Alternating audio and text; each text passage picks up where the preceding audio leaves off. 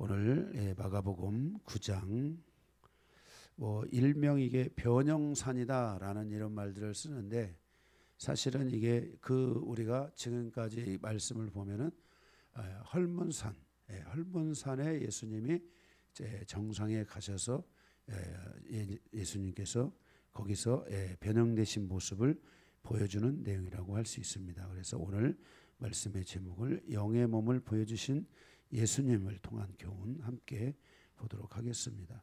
서론의 말씀을 보고 본론에 가서 말씀을 두 개의 대지로 나눠서 함께 은혜를 나누기 원합니다. 예수님은 벳세다에서 맹인을 고치시는 사역을 통해 하나님의 복음을 전파하시고 빌립보 가이사라 여러 마을로 나아가십니다. 예수님은 왜 이곳에 가셨는가? 예수님은 이곳에서 제자들에게 무엇을 말씀하여 주고 있는가? 두 가지 우리가 오늘 말씀까지 보면, 첫째는 이곳에 교회를 세우시겠다라고 하는 것입니다. 빌립보 가이사라는 지옥의 문이 열려있는 저주받은 땅이지만 지금의 시리아죠. 주님은 이곳에 교회를 세우겠다 이렇게 말씀하고 있습니다. 빌립보 가이사라는 갈릴리 호수에서 북쪽으로 40km 가면 헬몬산 기슭의 성읍들입니다.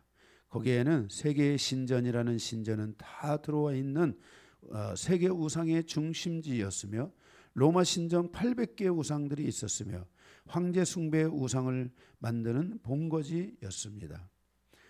로마가 세계를 통치하는 천년의 세월 속에서 하나님은 이곳에 강력한 지진을 수없이 내려 이 모든 우상들을 다 부수시고 또 부수시고 그러한 흔적들이 우리가 성지순례 갔을 때 그대로 남아있는 것을 보게 됩니다.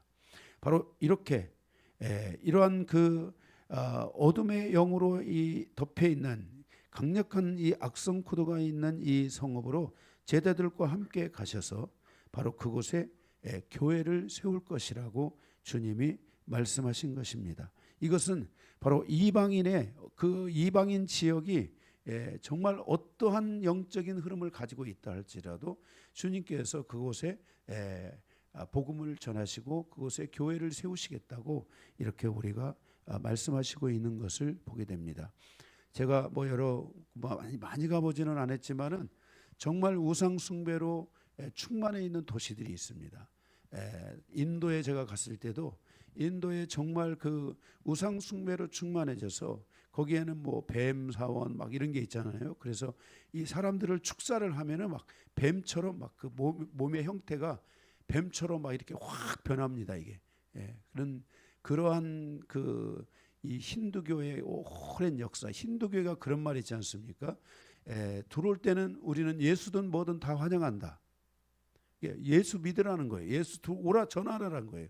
그런데 1년 안 돼서 너희들은 다 힌두교화 될 것이다. 그렇게 그들은 자신하는 게 힌두교입니다. 실질적으로 가서 선교사님들이 그 인도라는 지역에 가서 이렇게 복음을 들고 가서 처음에는 굉장한 열정을 가지고 복음을 전하는데 정말 1년도 안 돼 가지고 이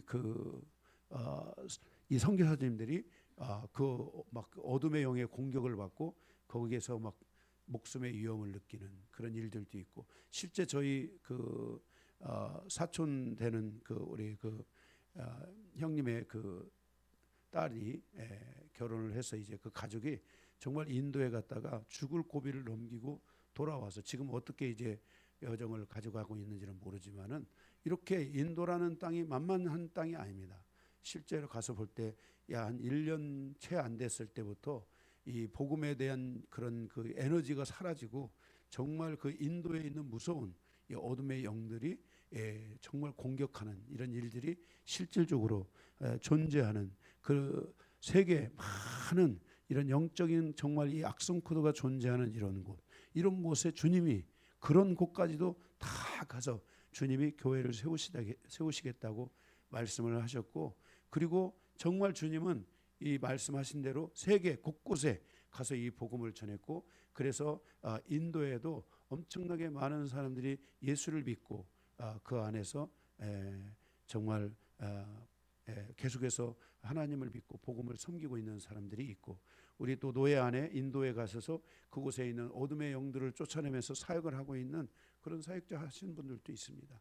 그런데 가보면 막 정말 귀신 천지입니다. 막 돈만 대도 막 사람들 귀신이 막 다 되어져 나오는 그런 곳인데, 그곳에서도 가서 복음을 전하고 사람들이 변화되고, 그리고 그 예수 믿는 사람들로 인해서 거기서 막 교회를 막 불태우고 하는 이런 일들이 실제 지금도 일어나고 있고, 제가 태국의 사건도 얘기했지만은 태국에서도 작년에 그 현지 목사가 그 순교를 하고, 드라이롱 그 목사님이 그곳에서 가셔서 거기서 열심히 정말 복음을 전하고 있고, 거기 드라이롱 목사님 교회에서 약 한 2시간 거리, 1시간 반 그 거리에 있는 그곳에 또 교회를 하나 개척한다고 해서 우리 목사님들이 가서 그러면 여기 우리 같이 헌신하자 해가지고, 저도 얼마 안 되는 돈이지만 약정을 하고 거기에 이제 교회 공사가 들어가게 되면은 이제 그 헌금을 또 보내주기로 이렇게 해서 저희들이 그때 간 목사님들이 전체가 다 해가지고 2,400만 원 약속을 했어요. 저는 뭐 제일 조금 했습니다만은 어쨌든 그렇게 세계에 가서 그 우리가 상상을 초월한 그런 곳에 가서 복음을 전하고 있고, 정말 목숨을 담보로 하여서 하나님의 복음을 증거하는 놀라운 일들이 실제 일어나고 있습니다. 바로 이렇게 주님께서는 그 당시에 가장 이 사탄 숭배가 정말 강력한 바로 이 도시에 가서 주님이 그곳에 가서 내가 이곳에 교회를 세우겠다, 그리고 이방인 땅에 내가 교회를 세우겠다고 주님께서 말씀을 하셨습니다. 자, 졸지도 말고 청년들 깨어 있어서 말씀을 들으세요. 여러분들이 세계 여러분들이 이렇게 열심히 듣지 않으면은 선교사로 가도록 기도할 거예요. 선교사로 가도록. 여러분 선교사가 여정이 얼마나 힘든지 아시죠? 그래서 여러분들 열심히 듣고 정말 여러분들이 마지막 때에 하나님의 복음을 위해서 살 수 있는 성도들이 돼야 됩니다. 아멘. 지금 뭐 정말 전쟁도 있고 언제 주님이 오실지 성경에 제가 요한계시록 강의를 말씀을 드렸지만, 제가 요즘 계속 매일 기도하는 게 그거예요. 내가 이 땅에 뭔 미련이 있으시오. 아멘 주 예수여 오시옵소서. 근데 오늘 아침에 또 마라나타 찬양을 하더라고요. 저는 그게 마음에 와갔어요. 주님 어서 오십시오. 우리가 주님을 이 땅에 무슨 얼마나 큰 우리가 이 미련이 있습니까? 앞으로의 우리의 삶이라는 것은 정말 우리의 지금까지가 우리가 살아왔던 삶의 그것과 상상할 수 없는 미래에 정말 그런 세계가 지금 우리를 향하여 성큼성큼 다가오고 있습니다. 이것은 결국 우리가 종말의 시대를 향해서 가는 바로 그러한 성경에 있는 말씀 그대로 지금 이루어지고 있는 시대를 살아가고 있다는 것입니다. 예수님은 이방인의 땅에 교회를 세우시고 그 교회가 지상 대사명을 완수함으로 많은 이방인들이 예수를 믿고 구원을 얻어 하나님의 교회를 세우고 그 교회가 또 다른 교회를 세우는 사역을 감당할 것임을 주님이 말씀하여 주셨습니다. 예수님께서 이방인의 땅에 교회를 세우시고 그 교회에 주신 가장 중요한 사역은 또 다른 교회를 세우는 것입니다. 성도는 내 평생 주님의 교회를 세우겠다는 결단과 함께 교회를 세우는 사명을 감당하는 성도로서의 삶을 살아가야 될 줄로 믿습니다. 이것이 바로 그 빌립보 가이사랴에서 주님께서 첫 번째 제자들에게 말씀하신 것이고, 두 번째는 예수님은 빌립보 가이사랴의 그 헐몬산에서 부활의 몸, 즉 영의 몸을 보여주십니다. 오늘 본문의 말씀입니다. 오늘 헬몬산에서 주 예수님께서 두 번째 계시하여 주시는 부활의 몸을 보여주신 예수님의 가르침을 통해서 부활의 몸에 대한 확신을 가지고 마지막 때 우리의 몸이 영의 몸으로 부활하여 영생에 들어간다는 것을 믿고 확신하는 시간이 되어야 될 줄로 믿습니다. 오늘 또 본문의 말씀을 통해서 많은 은혜를 받으시기 바랍니다. 자, 오늘 그 변형산, 이 헬몬산에서 주님이 변형되신 그 모습은 예수님의 부활 전의 모습입니다. 그죠? 예수님이 십자가를 지셔야 부활하시지 않습니까? 그래서 오늘 말씀은 첫 번째 대지는 부활 전, 그리고 예수님이 이제 십자가에 죽으시고 부활하잖아요. 그래서 부활 후 이렇게 해서 오늘 첫 번째 대지는 부활 전 예수님을 믿지 않는 사람들에게 주는 계시입니다.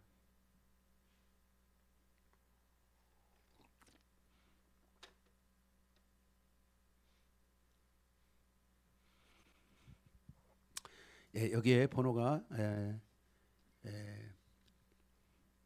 작은 번호가 두 개가 있습니다.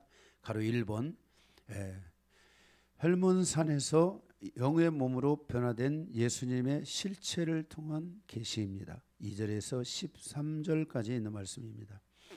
거기 2절에 보게 되면 빌립보 가이사라의 헐몬산으로 베드로와 야고보와 요한을 데리고 따로 그 높은 산으로 올라가십니다. 높은 곳으로 올라가십니다. 2절 그리고 제자들 앞에서 예수님의 몸이 변형되시는 것을 보게 됩니다.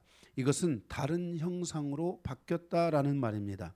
3절에 그런데 그 옷이 광채가 나며 빨래로 희게 할 수 없을 만큼 휘어졌다 그랬습니다. 그러니까 갑자기 변형되셨는데 예수님이 변형되신 그 모습에 그의 옷이 아닌 다른 옷을 입으셨는데 그 옷이 광채가 났다라는 것입니다. 아마도 이 세마포 옷을 입은 것으로 우리가 추정할 수 있습니다. 우리가 영의 몸을 입을 때 성경은 우리가 세마포 옷을 입게 된다고 말씀하고 있습니다. 이 수건을 뭘로 빨았는지 모르죠. 냄새가 너무 지독해가지고 계속 제가 이 냄새 때문에 지금 잘 해주세요. 네, 그동안 잘 해주셨는데 오늘 이상하게 냄새가. 4절에 보게 되면 그런데 예수께서 엘리야와 모세와 함께 계시며 대화를 하시는 장면이 있습니다. 5절에 그때 베드로가 예수님께 말합니다. 5절을 거기 보시면은요. 5절 9장 5절을 보게 되면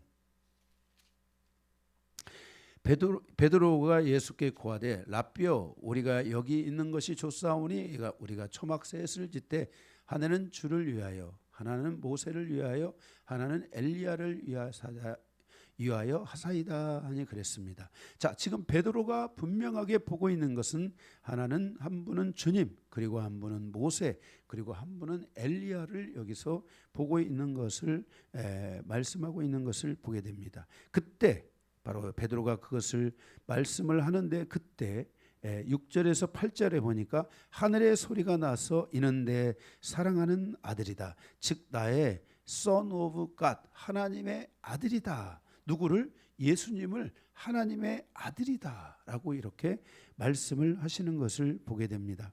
그리고 9절에서 13절에 보니까 예수님이 산에서 내려오면서 엘리야의 실체에 대해서 묻고 설명하시는 것을 보게 됩니다. 11절에 보면은 서기관이 엘리야가 먼저 와야 한다라고 말합니다. 12절에 베드로가 착각을 하는데 변형산에서 예수님과 엘리야와 모세를 보고도 베드로는 예수님이 엘리야가 아닌가 하고 생각을 하게 됐다는 것입니다. 지금 베드로가 봤을 때 거기에 누가 있었어요? 예수님이 있고 엘리야가 있고 모세가 있잖아요. 각각 있는데 혹시 예수님이 엘리야가 아닌가 그렇게 착각을 하는 거예요.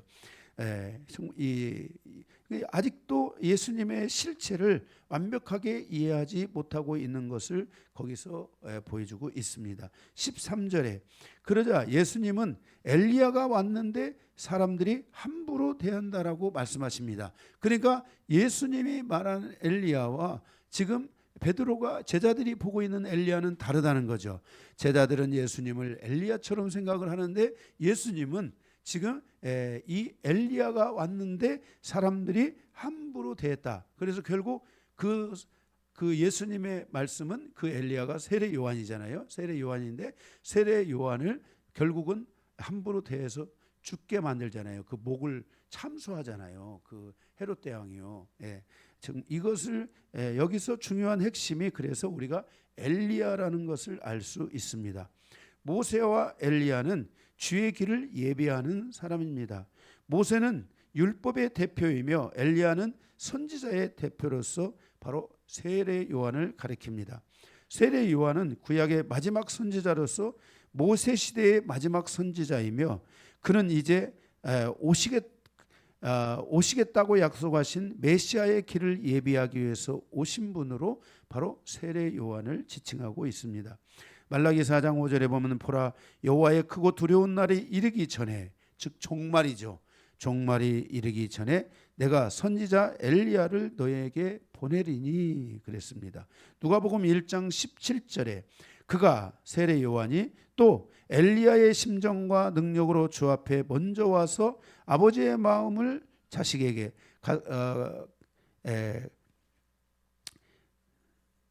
그리고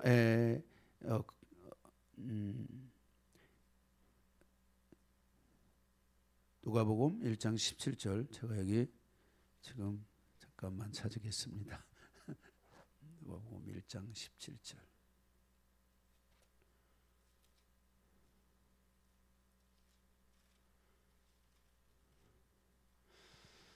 또 그가 또 엘리야의 심령과 능력으로 주 앞에 먼저 와서 아버지의 마음을 자식에게 거스르는 자를 의인의 슬기에 돌아오게 하고 주를 위하여 세운 백성을 준비하리라 라고 말씀했습니다.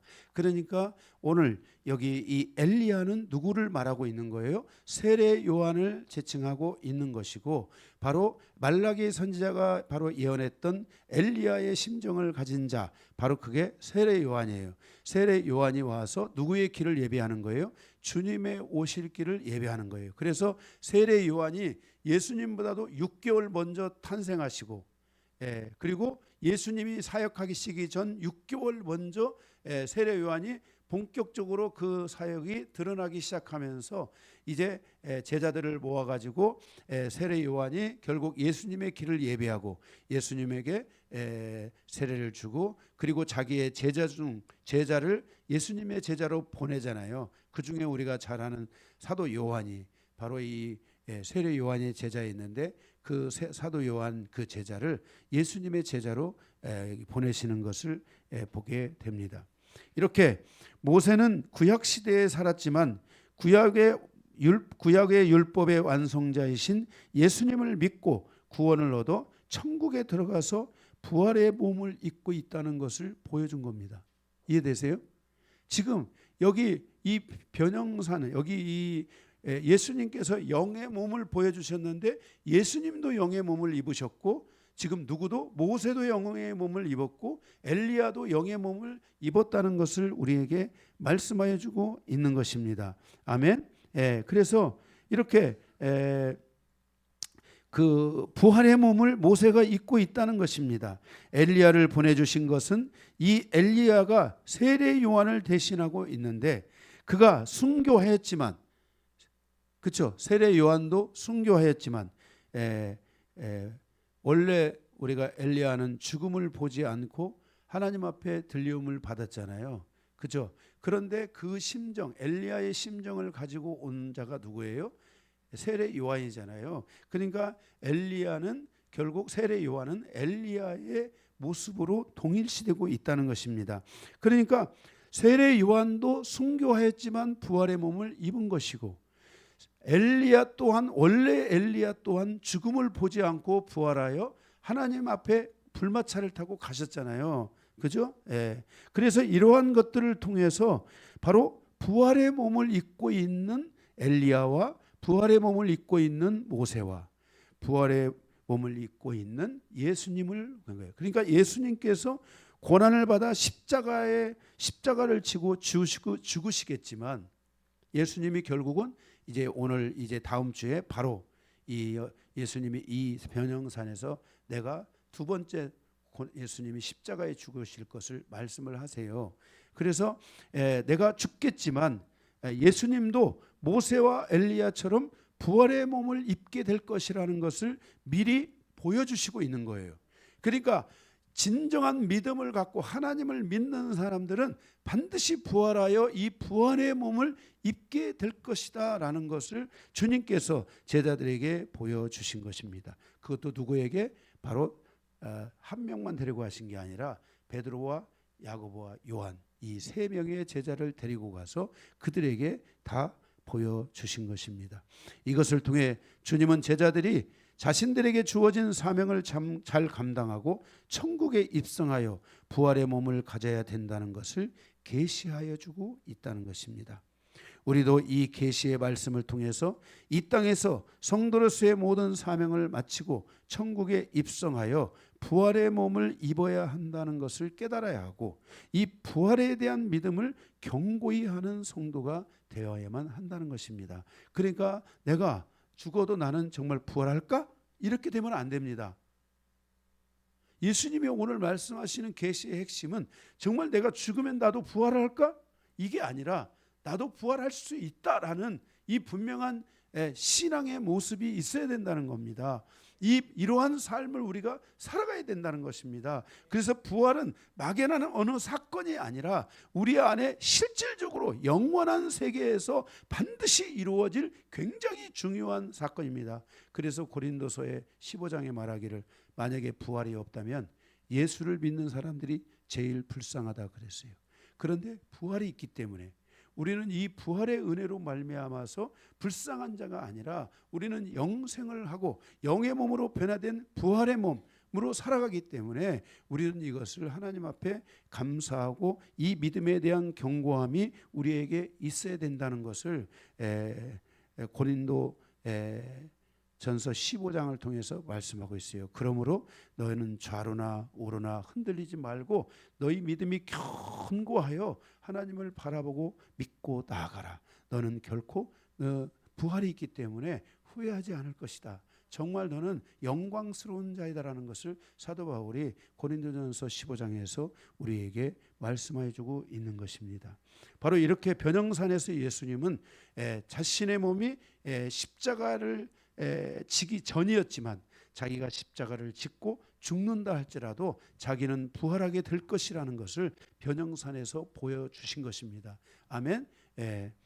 자, 이렇게 변형산에서 보여줬기 때문에 예수님이 죽고 나서 부활하셨잖아요.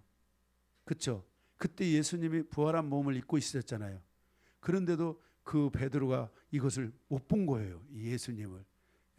그러니까 우리가 신앙생활을 적당히 하면 안 됩니다. 정말 분명하게 할 수 있는 성도들이 되어야 됩니다. 아멘. 자, 그러면 두 번째 가로 2번 부활을 믿지 않는 사람들에 대한 성경의 계시 유다서의 말씀을 보겠습니다. 그 중에서 우리가 엘리야에 대해서는 우리가 여기서 다시 한번 보았는데, 여기에 우리가 이 성경의 이 유다서를 통해서 모세의 죽음에 대한 것을 우리에게 풀어주고 있는 내용을 볼 수 있습니다.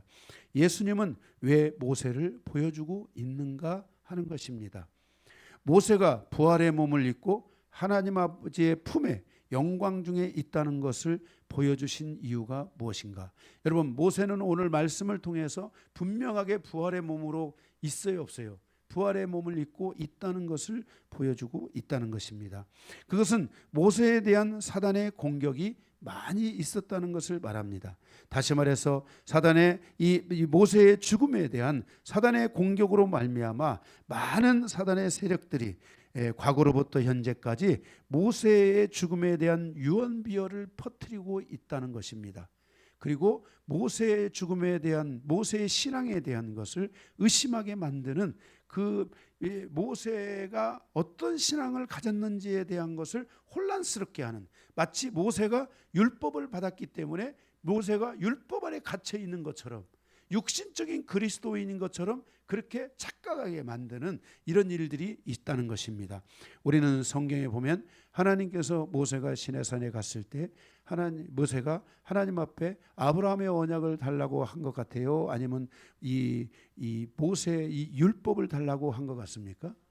바로 아브라함의 언약을 달라고 한 거예요. 그런데 하나님께서는 이 이스라엘 백성들에게 아브라함의 언약을 줄 수 있어요? 줄 수 있다겠어요? 없다겠어요? 없다겠어요. 바로 말씀을 믿음으로 말미암아 의롭다함을 얻는 이 언약을 줄 수가 없다는 것이에요. 왜? 왜냐하면 이들이 너무나 죄악이 가슴에 많고 이 하나님을 정말 믿는다고 하면서도 하나님을 믿지 않고 원망하고 불평하고 막 이런 세상 사람도 갖지 않는 이런 그 육신의 모습을 가지고 있는 거예요. 거기다가 이 우상에 쩌들어 있는 모습들이 그들에게 있었던 거예요. 그런데 모세는 그게 이해가 됐어요, 안 됐어요? 하나님께서 이스라엘 백성들을 출애굽해가지고 그 출애굽의 사건이 중요하잖아요. 하나님께서 출애굽의 사건을 통해서 피를, 그 짐승의 피를 문 임방과 설주에 바르고 그 고기를 먹고 나머지 먹지 못한 고기를 태우고 이렇게 가잖아요. 이것을 통해서 하나님이 주신 6월절의 사건이 굉장히 중요한 것은 뭐냐면은 하나님께서 이스라엘 백성들을 구원했다는 거야. 그러면 이스라엘 백성들이 하나님의 백성 됐잖아요. 그러니까 이스라엘 백성들을 누구를 의지해야 돼요? 하나님을 의지해야 돼요. 하나님을 의지하고 하나님의 말씀을 의지해요. 그게 누구와 맺은 언약이에요? 아브라함과 맺은 언약이에요. 그게. 그러면 이스라엘 백성들이 430년 동안 애굽 땅에서 그 고통의 시간이 있었지만 그럼에도 불구하고 지금 모세를 통하여 출애굽을 하는 이 사건을 통해서 그들은 다시 오직 누구만을 바라봐야 돼요? 하나님을 바라봐야 되는데 그들이 하나님을 바라보지 못하고 있는 모습을 하나님이 알고 있는 거예요. 그래서 시내산에서 하나님께서 모세를 불러가지고 모세가 하나님 앞에 아브라함의 언약을 달라고 하는데 하나님은 줄 수 없다는 거예요. 그러니까 모세가 막 속상했어요. 그래서 하나님이 새겨주신 그 돌판을 2개를 들고 내려오면서도 하나님을 의심하는 거예요. 하나님이 왜 이러실까? 하나님이 왜 이러실까? 내 이 백성을 불러놓고 출애굽해놓고 왜 이러실까 하고 모세가 그 2 돌판을 가지고 하나님을 의심하면서 내려오는데 이스라엘 백성들이 뭘 했어요? 송아지 우상을 섬기고 하나님을 섬긴 게 아니라 거기서 우상 섬기고 타락하고 죄를 짓고 이 모습을 보니까 모세가 막 하나님이 틀린 게 아니라 이 백성이 틀렸다는 것을 막 깨닫고 그 돌판을 막 땅에다 이 망할 백성들하고 막 땅에 덜전서 이 돌판이 깨지잖아요. 그죠? 돌판이 깨지잖아요. 그래서 다시 올라가가지고 하나님 앞에 죄송하다고 하고 이 율법을 2번째 만들어 올 때 모세가 정을 가지고 와서 그 율법을 다 하나님이 주신 그 미츠와라는 그 10계명과 미시파트라고 하는 그 사회법, 이웃을 향한 사회법을 그것을 다 정으로 다시 새겨가지고 내려와서 울면서 내려오는 거죠. 예? 그런 모세. 그러면 그때 그 모세가 그 율법을 가지고 왔어 할지라도 모세는 누구를 봤어요? 하나님을 봤잖아요. 하나님의 마음을 알았잖아요. 그러니까 모세의 신앙은 의심할 수 있어요, 없어요? 모세의 신앙은 의심할 수가 없는 거예요. 모세의 신앙은 의심할 수가 없는 거예요. 그래서 우리는 여기서 알아야 될 것이 모세가 율법주의자가 아니라는 거예요. 모세야말로 정말 그 하나님을 아는 자이고 하나님을 붙드는 자이고, 그래서 우리가 그 이스라엘 백성들이 광야에서 40년의 여정을 갈 때 거기에 우리가 모세를 보게 되면 모세는 하나님을 원망해야 안 해요. 딱 한 번 그 무리바에서 물 때문에 한 번 하나님 앞에 불평을 했지만은 모세는 정말 그 백성들에게 하나님의 그 믿고 하나님을 의지하고 살아갈 것을 그 백성들에게 가르치잖아요. 40년 동안 광야에서. 그렇죠? 예? 하나님께서 이렇게 모세를 통해서, 그래서 모세가 제사장들을 훈련하고 이렇게 해서 이스라엘 백성들이 하나님의 말씀으로 살아갈 수 있도록 다 훈련하고 가르치는 일을 모세가 해요. 그런데도 이스라엘 백성들이 하나님이 원하는 길을 갔어요, 안 갔어요? 안 갔는데 모세만큼은 누구 길을 간 거예요? 하나님이 원하시는 그 길을 갔던 거예요. 그런데 사단이가 이런 모세를 유언비어를 퍼뜨리면서 공격을 하고 있다라는 것을 유다서에 말씀을 하고 있는 것이에요. 율법은 절대적이고 신비한 것이기 때문에 하나님께서 모세를 감추셨다는 거예요. 그리고 모세는 사막 어딘가에 묻혀 있다는 거예요. 모세의 시체는 어딘가에 묻혀 있는 것이지 부활했다고 생각을 안 하는 거예요. 그래서 사두개인들, 제사장들은 예수 그 부활을 믿어요, 안 믿어요? 안 믿는 거예요.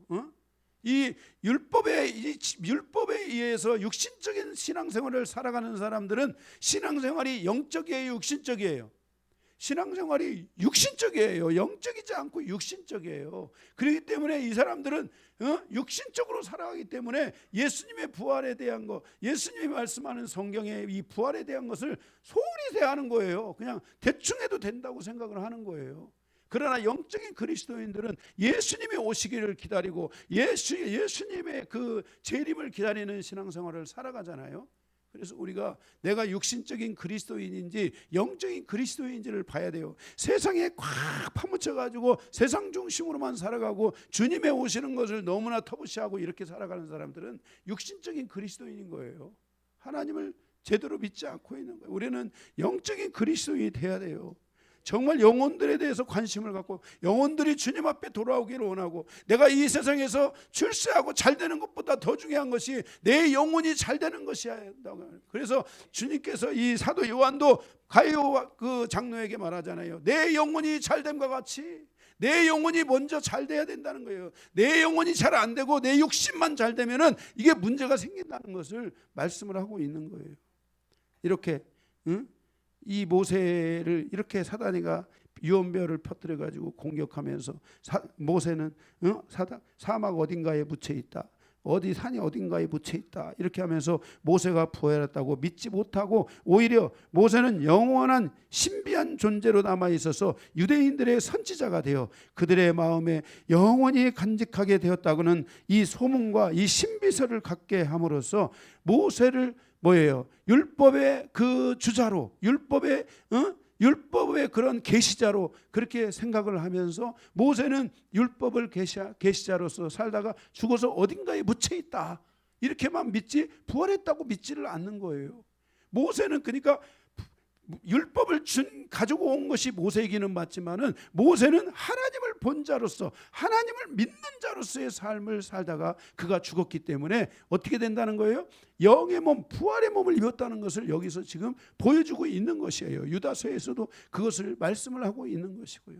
그런데 이스라엘 백성들 가운데 제사장 그룹에 속한 사람이라 그들의 추종자들은 예수님의 이 부활설, 우리가 죽으면 부활한다는 이 부활을 신앙을 가지고 있지 않아요. 바리새인들은 부활 신앙을 가지고 있는데 유대인들 가운데 제사장 그룹에 있는 사람들은 이 부활 신앙을 가지고 있지 않는 그런 것을 볼 수 있게 돼요. 이게 이 원인이 뭐냐면 사단의 공격으로부터 이런 유언별을 듣고 이렇게 하기 때문에 이런 거예요. 그래서 유토피아를 꿈꾸는 거예요. 영원한 그 하나님의 낙원, 거기에서 뭔가 자기들이 거기서 하나의 역할을 하고 이렇게 생각을 하는 이 잘못된 이 시오니즘과 같은 그런 사상을 가지고 그들이 살아가는 거예요. 그게 정말 하나님을 믿는다고 하지만은 하나님의 이 말씀을 완벽하게 믿지 못하는 연약함 속에 살아가는 것이 바로 이 율법주의자라는 것을 우리에게 말씀하고 있는 것입니다.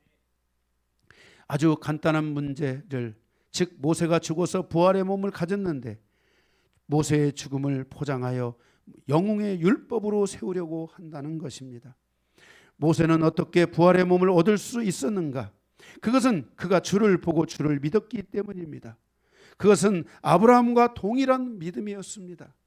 비록 모세가 율법의 계시를 이스라엘 백성들에게 갖다 주었지만 모세는 개인적으로 율법이 아닌 주님을 시내산에서 보고 주님을 믿었습니다. 그래서 모세를 통하여 나타난 광야의 모든 기적은 하나님께서 성령으로 이루어 주신 것들이라고 고린도전서 10장에 말씀하고 있는 것이에요. 그래서 신령한 물을 먹고 신령한 양식을 먹고 신령한 것들을 먹었다. 신령하다. 하나님의 성령으로 말미암아 오신 것들을 자신이 먹었다고 말하는 거예요. 그런데 모세는 그것을 그렇게 받아들였는데 백성들은 그것을 신령한 양식 앞에서도 그들은 원망하고 불평했죠. 그들은 신령한 음료를 먹고도 그들은 하나님 앞에 원망하고 불평했죠. 이렇게 불평하고 원망했다는 것을 고린도전서 10장에 말씀하고 있어요.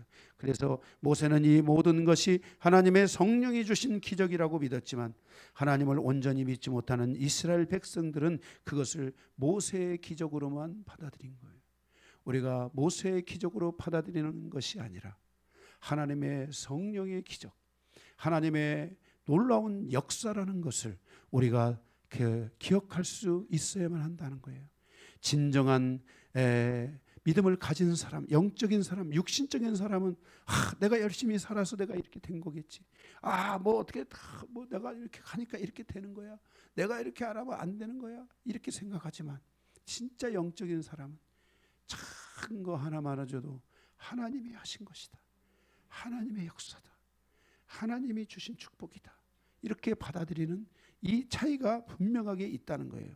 그래서 영적인 사람은 결국 예수 그리스도를 믿음으로 말미암아 그가 부활에 이르는 자가 되지만, 이 육신적인 신앙생활을 하는 사람들은 정말 말 그대로 죽어봐야 하는 거예요. 죽어봐서 천국에 가서 있으면 다행이고 없으면 꽝인 거예요.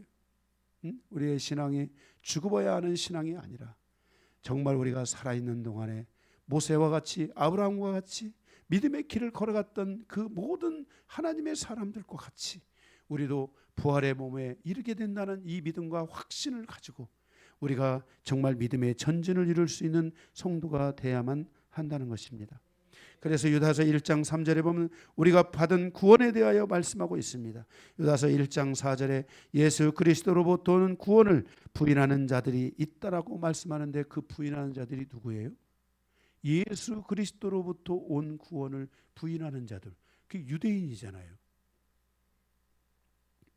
유다서 1장 5절부터 모세를 통하여 출애굽 즉 6월절의 언약을 통해 피로 구원하신 하나님의 언약에 대하여 말씀하고 있습니다. 그러므로 여러분들도 예수 그리스도의 피로 말미암아 구원을 주셨다는 이 약속을 여러분들이 믿는 자들이 되어야 됩니다.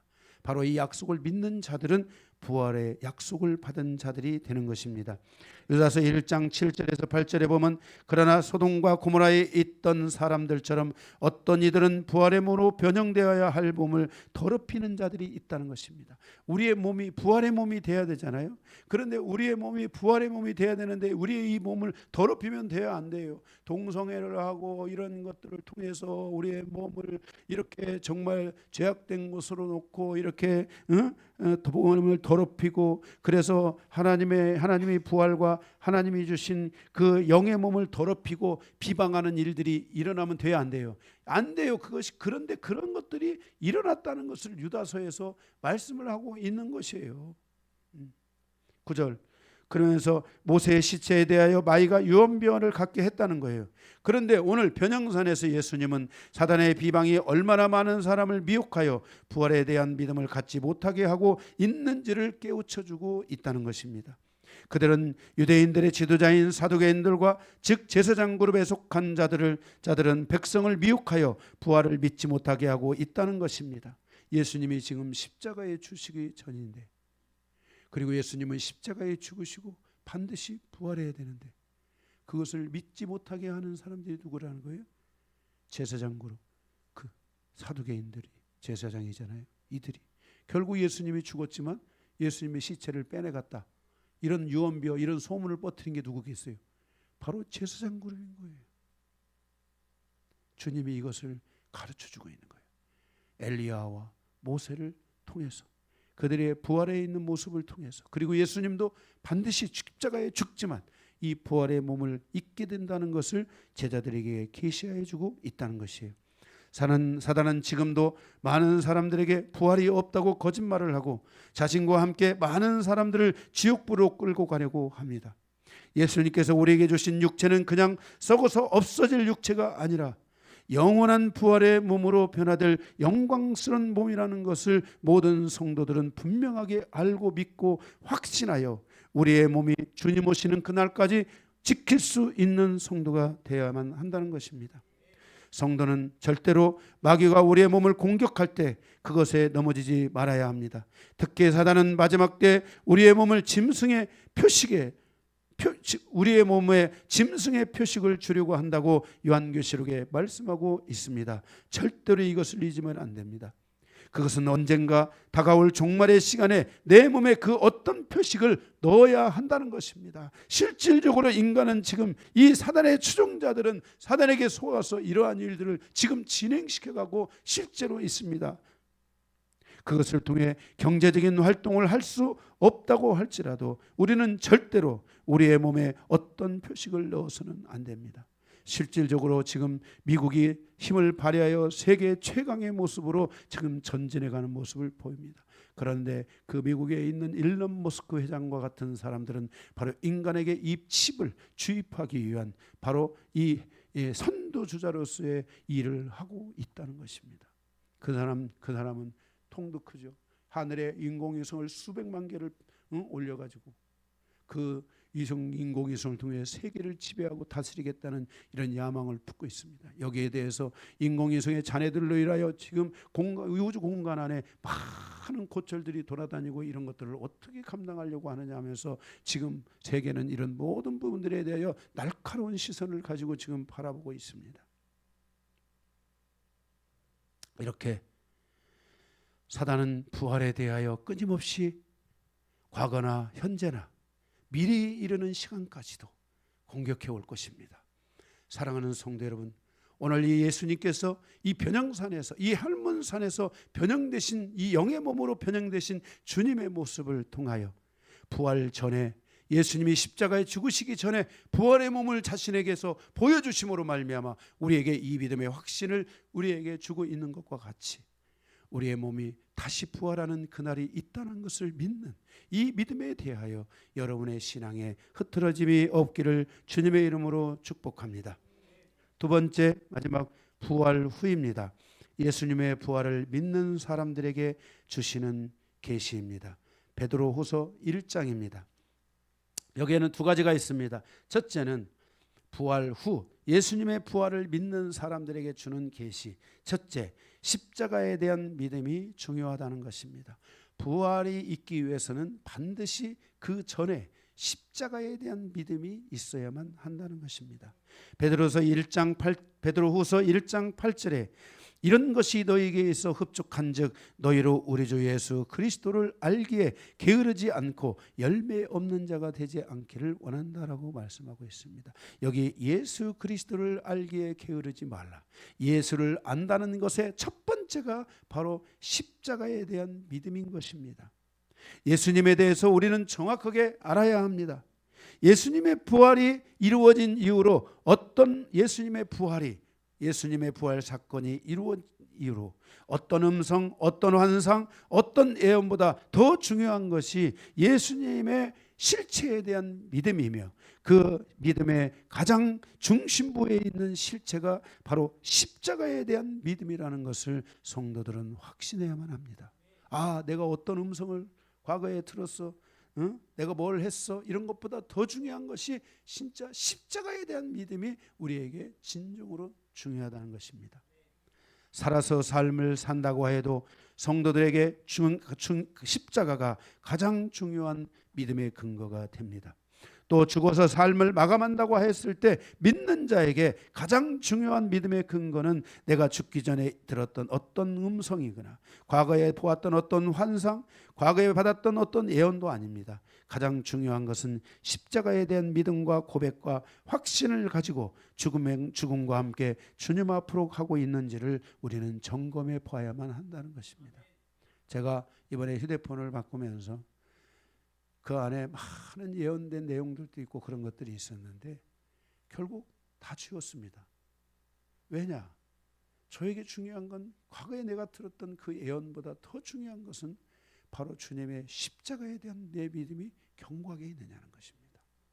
많은 사람들이 죽음 앞에 이르러 장례식을 갔을 때 이 사람이 과거에 어떤 음성을 듣고 어떤 환상을 보고 어떤 뭔가 예언을 들었느냐, 이게 중요한 게 아니라 이 사람이 정말 십자가에 대한 믿음이 견고했는가를 우리는 점검하게 되는 것입니다. 오늘 부활 후에 예수님의 부활을 믿는 사람들에게 주는 계시, 바로 그 첫 번째 정말 중요한 것이 바로 이 십자가에 대한 실체가 우리에게 분명하게 믿음으로 존재해야만 한다는 것입니다. 오늘 예수님께서 우리에게 보여주고 있는 것은 영의 몸, 즉 부활의 몸을 보여주셨습니다. 예수님께서 이것을 보여주고 있는 때는 아직 예수님이 부활하시기 전입니다. 예수님은 부활하시기 전에 자신의 몸이 죽음을 이기고 부활의 몸, 즉 영의 몸을 갖게 될 것을 알고 있었습니다. 그러므로 십자가의 사건과 함께 예수님은 부활하시고 부활의 몸을 갖게 될 것을 믿었다는 것입니다.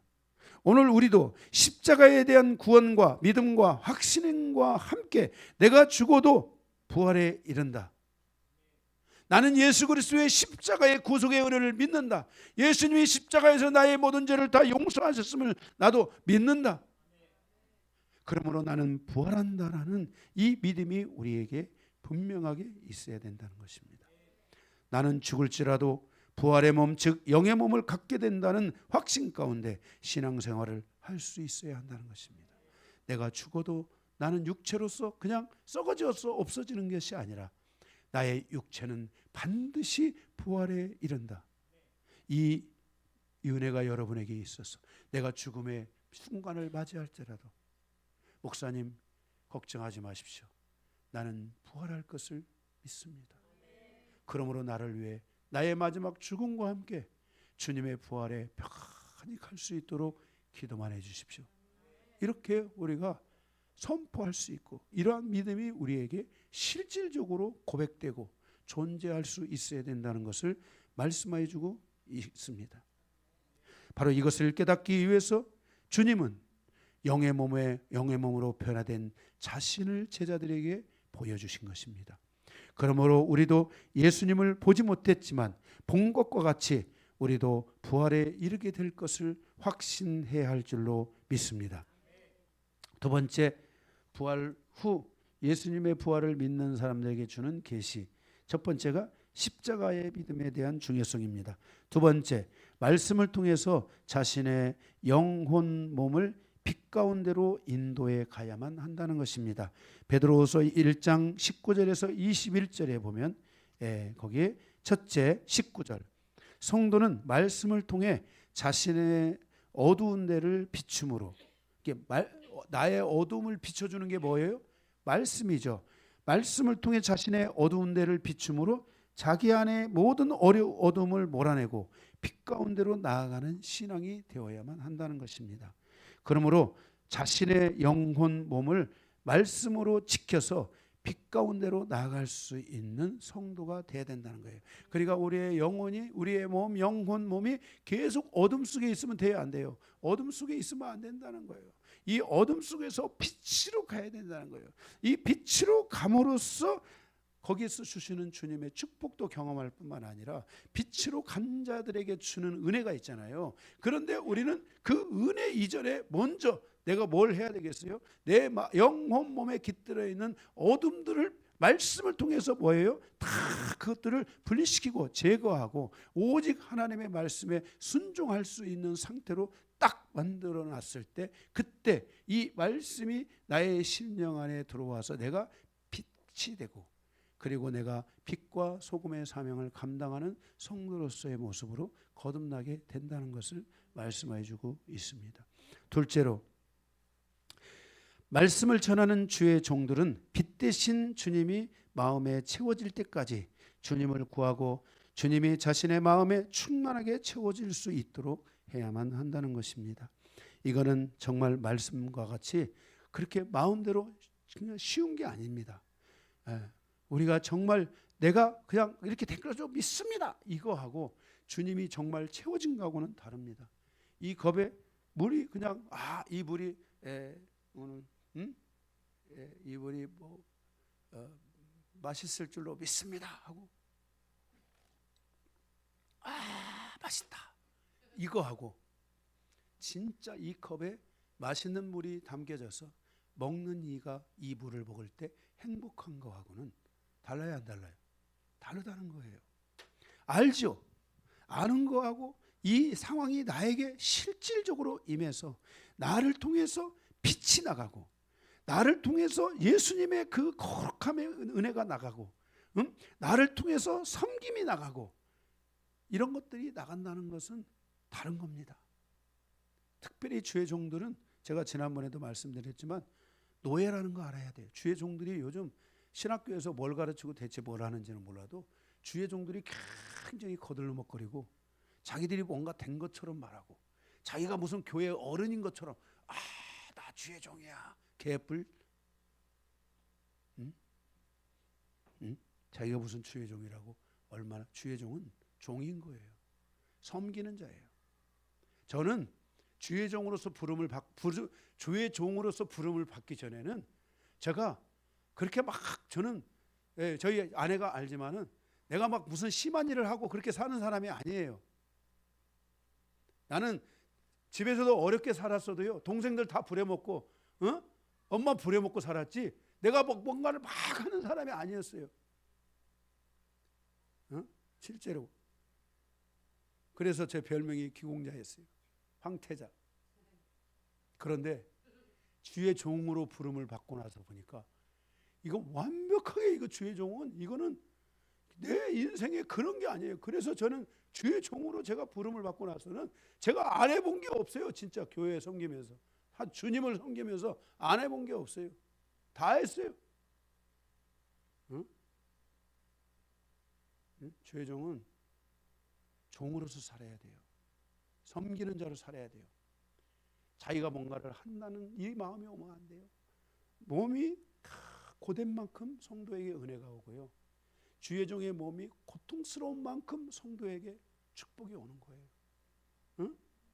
그래서 정말 주의 종이 섬기는 자로서의 삶을 살아갈 때 교회 성도들이 건강해지기 시작하고, 교회 성도들이 믿음이 생기기 시작하고, 그렇게 되는 거예요.